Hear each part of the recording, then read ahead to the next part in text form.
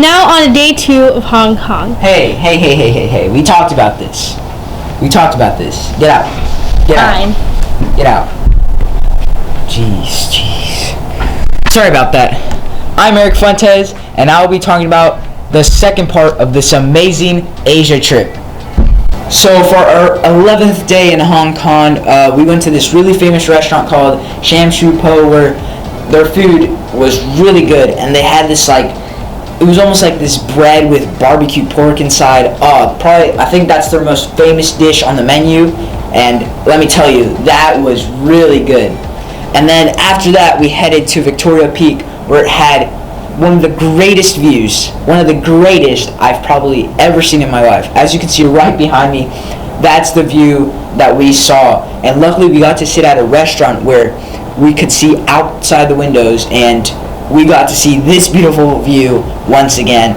And that was beautiful scenery. It was amazing. But other than that, Victoria Peak, a lot of stuff to do there. There's a mall, and so it was a really great place to be. And that was the end of Hong Kong. So now we'll move on to Tokyo.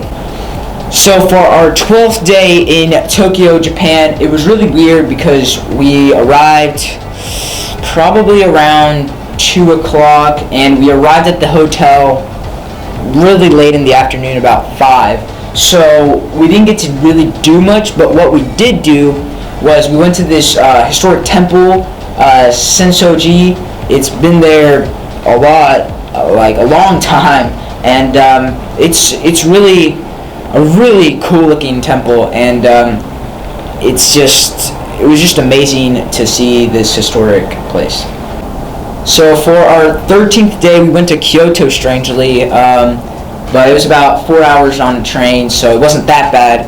But we went to Fushimi Inari Shrine, which is a really cool shrine where it has just a bunch of arches and stuff like that, so it's really cool.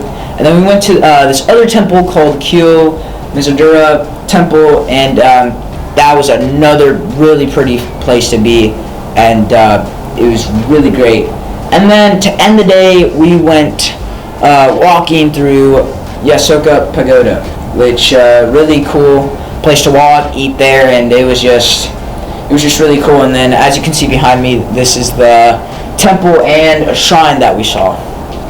So for our 14th day, we went back to Tokyo, and that was our last day there. But what we did do was we went to the Imperial Palace, which you can see behind me right now, and we took a tour there, and there's a lot of history behind it, and it's really, really interesting. We also went to the Shibuya Crossing, where we went shopping, we ate there, and it was really pretty because there was just a lot of people, and you could just see how it's like there to shop. And a fun fact, the Olympics are going to be held there this year. Previously were held there in 1964. So it will be really fun to watch the Olympics in Tokyo this year. And now we are going to transition to Beijing, our last place of the trip.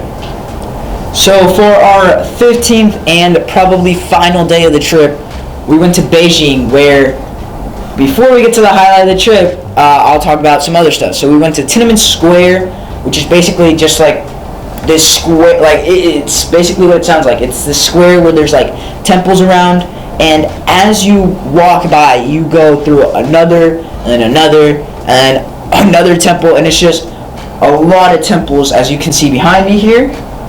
And we also went to the Forbidden City, which is basically a bunch of temples once again, and it's really cool there.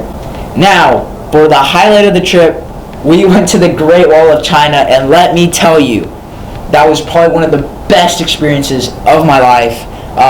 Surely Cassandra could say that as well, but really pretty. Here's just some pictures here, and we went walking. It was only a little section, but once you got to the top of the section we were at, took a picture, you could see not all of it because it's just that big, but just a great amount, and it was really pretty. And then as we went down through this sled thing, which was really cool. So it was just a great way to end the trip. And that's the end of this. So thank you, and hopefully you can catch us on other vlogs down in the description. Thank you.